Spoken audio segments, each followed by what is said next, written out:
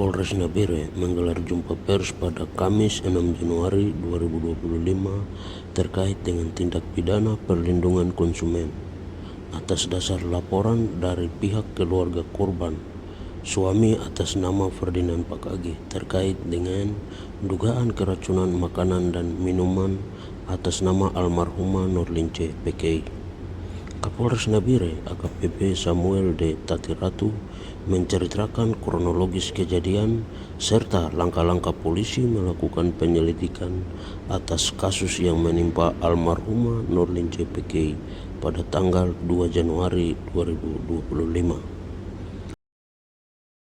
Yang pertama, kita akan press release terkait dugaan tindak pidana di bidang pelindungan konsumen. Untuk dasarnya, laporan polisi nomor LP-B-03-1 Romawi 2025 SPKT tanggal 3 Januari 2025. Waktu dan tempat kejadian hari Kamis tanggal 2 Januari 2025 sekitar pukul 10.35 waktu Indonesia Timur bertempat di RSUD Kabupaten Nabire. Untuk identitas korban, nama Nurlince PKI, tempat tanggal lahir Onago 16 November 1987, umur 37 tahun, jenis kelamin perempuan, pekerjaan wira swasta, agama Kristen, alamat UAGT 1 RW 007/000, Kelurahan UAGT 1, Kecamatan Tigi, Kabupaten Deiyai, Provinsi Papua Tengah. Untuk kronologi singkat kejadian, pada hari Kamis tanggal 2 Januari 2025 sekitar pukul 7.30 waktu Indonesia Timur, korban atas nama saudara Nurlince PKI bersama anaknya yang masih berumur 5 tahun atas nama saudara Maria Pakage pergi dari rumah mereka di Kalibobo menuju ke pasar pagi di Kelurahan Wonorejo untuk membeli sarapan. Sesampainya di pasar pagi, korban membeli 3 jenis sarapan, yaitu nasi kuning lauk ayam, nasi goreng lauk ikan, dan kue. Pada pukul 8.15 waktu Indonesia Timur, saudara Nurlince PKI bersama anaknya, saudara Maria Pakage, tiba di rumah kembali. Setibanya di rumah, suaminya atas nama Ferdinand Pakage turun dari lantai 2 rumahnya dan mengambil beberapa potong kue yang dibeli oleh korban. Kemudian kembali naik ke lantai 2, sedangkan korban bersama dengan anaknya makan makanan berupa nasi kuning dan nasi goreng tersebut bersama di meja makan. Tidak lama kemudian, suami korban mendengar korban berteriak, sehingga suami korban tersebut turun dari lantai 2 rumahnya menuju ke kamar mereka dan menemui korban. Setelah bertemu korban, korban mengeluh dan menyampaikan kalau napas sudah sampai di ulu hati dan tidak bisa bernapas lagi, sehingga korban minta diantarkan ke RSUD Nabire. Sebelum berangkat ke RSUD, korban sempat mencret dan kencing di celana. Kemudian korban diantar ke RSUD dengan menggunakan motor oleh suaminya. Setibanya di RSUD bertemu dengan dokter jaga, dalam hal ini dokter Nadia yang menerima. Dokter melakukan tindakan medis dengan mengukur saturasi dan nadi korban. Karena hasil ukur saturasi dan nadi korban rendah, maka korban diminta untuk ke ruang tindakan. Namun belum sampai di ruang tindakan, korban terjatuh di lantai sehingga dokter kembali melakukan tindakan medis. Namun karena pada saat itu denyut nadi korban sudah tidak ada, maka dokter menyatakan kalau korban dalam hal ini sudah meninggal, sehingga korban dibawa ke kamar jenazah untuk dilakukan visum et repertum mayat gen luar guna kepentingan penyidikan. Tindakan yang sudah dan akan dilakukan oleh kepolisian yang kita sudah lakukan dari Polres Nabire. Pertama, dengan kejadian tersebut telah menerbitkan laporan polisi model B, telah melengkapi administrasi penyelidikan, telah melakukan pemeriksaan terhadap saksi-saksi diantaranya. Yang pertama, pemeriksaan sudah dilakukan kepada pelapor atas nama Ferdinand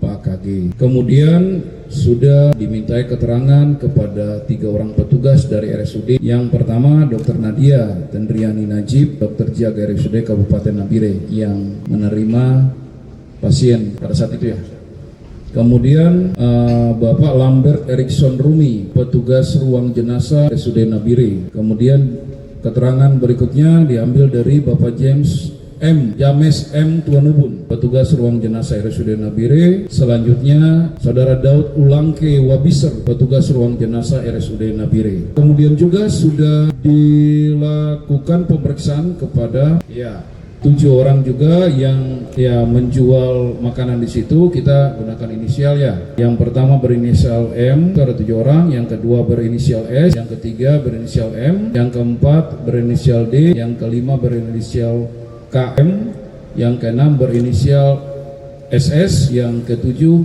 berinisial N. Selanjutnya Langkah telah mengamankan 3 buah sampel makanan dan mengirimkannya ke Balai Labkesda di Jayapura untuk diuji secara laboratori dan telah menerima hasilnya. Telah mengamankan surat hasil visum et repertum dari RSUD Kabupaten Nabire. Telah mengamankan salinan resume medis dari RSUD Paniai tanggal 11 Juli 2024 atas nama Norlin CPK. Satu kendala kita yang tidak bisa dilakukan pada saat itu untuk kepentingan penyelidikan dan penyidikan, pada saat yang bersangkutan meninggal, keluarga melakukan penolakan untuk dilaksanakannya otopsi. Itu ada berita acara penolakan otopsi, sehingga ini satu langkah ini tidak bisa kita lakukan, sehingga kita melakukan langkah lain dengan mengirimkan sampel makanan yang pada saat itu dimakan. Kemudian untuk hasil resume medis terhadap korban yang meninggal ini nanti dokter yang jelaskan ya. Ibu dokter yang jelaskan bahwa yang bersangkutan ternyata punya catatan rekam medis sebelumnya yang mungkin juga jadi pertimbangan. Kemudian hasil kesimpulan dari hasil repertum visum et repertum yang kita terima, itu kesimpulan hasil visum repertumnya pada tanggal 2 Januari 2025 atas nama Norlin CPK adalah dari hasil pemeriksaan luar didapatkan tanda gagal napas seperti kebiruan pada bibir dan jari tangan dan kaki. Namun penyebab kematian pasti tidak dapat ditentukan dari pemeriksaan ini karena tidak dilakukan pemeriksaan dalam atau otopsi yang tadi ditolak oleh keluarga korban. Sementara itu, Kasat Reskrim Polres Nabire AKP Bertu AE Anwar mengatakan pihaknya telah mengirimkan sampel makanan ke laboratorium di Jayapura dan berdasarkan hasil pemeriksaan yang diumumkan dari dokter tidak terbukti korban mengalami keracunan makanan, sehingga pihaknya menghentikan penyelidikan kasus ini, dan apabila ada fakta-fakta baru maka kasus ini akan dibuka kembali.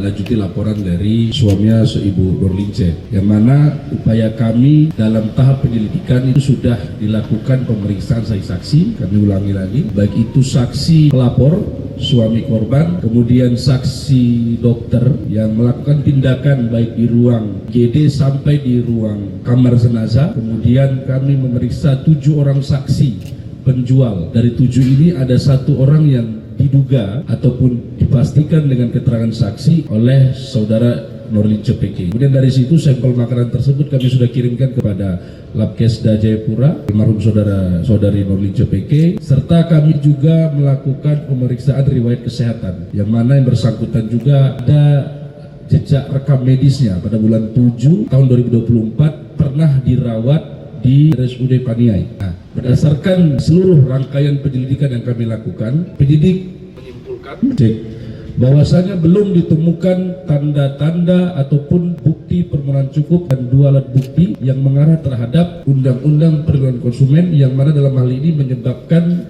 seseorang meninggal dunia. Rencana tindak lanjut kami adalah melakukan gelar perkara untuk selanjutnya akan menghentikan proses penyelidikan dalam kasus tersebut. Kemudian kami akan menembuskan penghentian penyelidikan tersebut kepada pihak keluarga serta dalam bentuk surat SP2HP. Mungkin itu yang kami bisa sampaikan. Namun apabila nanti ditemukan bukti-bukti baru, itu nanti tetap akan bisa kita lakukan penyelidikan ulang, kita buka kembali kasusnya. Namun sementara penyidik menyimpulkan bahwasanya belum ditemukan perbuatan pidana, baik berdasarkan pasal 184 KUHP belum ada alat bukti yang dapat dipenuhi dalam kasus ini, sehingga kami menghentikan penyelidikannya. Namun nanti apabila ditemukan bukti-bukti baru, kita dapat membuka kembali kasus ini. Mungkin itu saja.